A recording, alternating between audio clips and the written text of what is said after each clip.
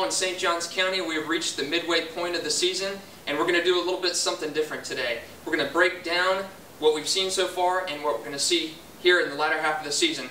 Two sports writers here for the St. Augustine Record, Danny Klein to my right and Stuart Corfridge to my left. And we're going to break down with these guys what they've seen, the teams that they cover, and the players that they've seen perform well in the front half of the season. Stuart covers Nease and Ponte Vedra. We're going to talk to him about those two teams. Stuart, what have you seen with Nease the front half of the season? What have you seen with Ponte Vedra the front half of the season? And what can you expect the second half of those two teams? Well, I think Nease, obviously, I think they're a little disappointed right now. I think they definitely wanted to get that win over Episcopal. Last week, the game against Trinity Christian is just a phenomenal team. There's no real shame in losing to them. You know, they haven't really been clicking on all cylinders so far. You know, having Tyler Weir didn't play against Episcopal, didn't play very much. He was playing hurt in the first game of the season.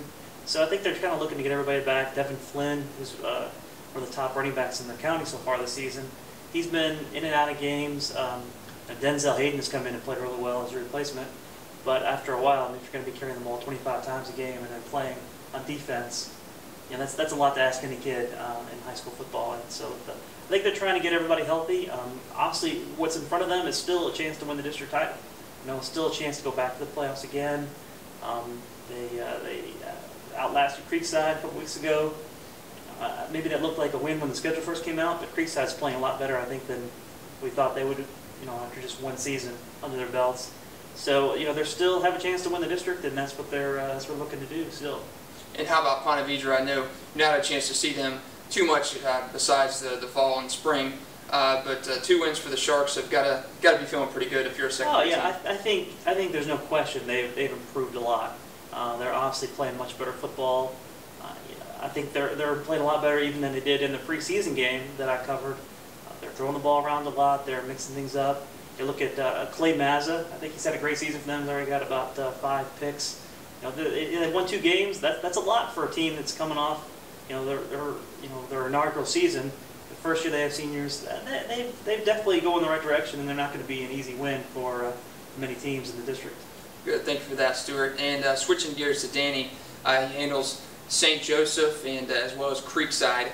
So Danny, what have you seen with? I know you've covered Creekside a little bit. They had a big win against Mandarin, the first road win I think in program history, and they go and beat Matanzas, and also St. Joe, a smaller school, had a coaching change early on in the season and have really since then have blossomed. So take us through those two teams.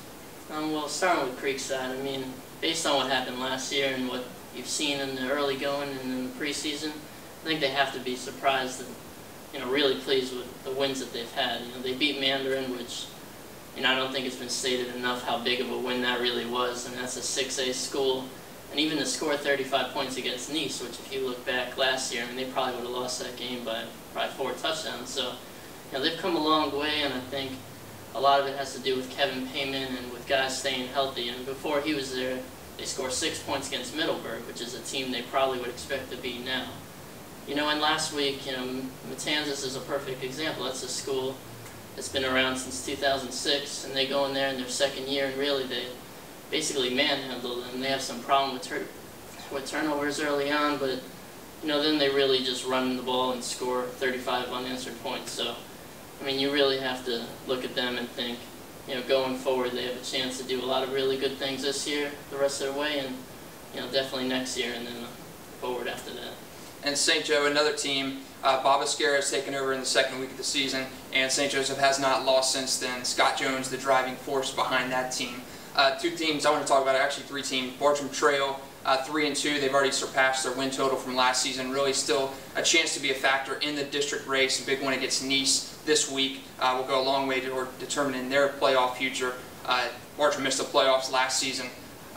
St. Augustine, head and shoulders the class of the county and one of the best teams in the state. They're 5-0 for the 9th consecutive season. So St. Augustine showing no signs of letting up, and really, if they lose or even are in a close game in the second half of the season, that's going to be a surprise. And last but not least, Menendez. They're 2-3, started off with 0-3 record, and really not to start anyone in that south end of the county expected to do. They've gotten back on track. They've won their last 2 games. Tough one against St. Augustine this Friday night. They've been outscored 372-9 in that series, so really not a favorable matchup for Menendez, but they've got got 2 more district games other than that, so really a chance for Menendez to make the playoffs for the 2nd season in a row. And before I wrap it up, I'm going to chat with you guys and some of the top players you've seen. Just rattle off a couple of the top players you've seen this year, and you do the same.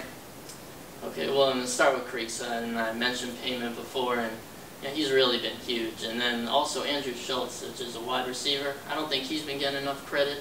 And in the big games, he's really stepped up, and he was big against St. Augustine, even though they got manhandled. And every single-handedly beat Nice. That's true.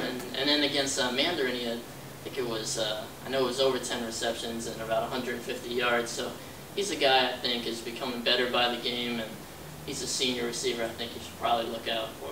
I think Schultz is on pace for about 65 receptions this year, which would be the numbers of some Nice receivers we've seen in the past, Ryan Ellis, Will Oakley. So pretty impressive numbers in the passing game for Andrew Schultz. And Stuart, what about you?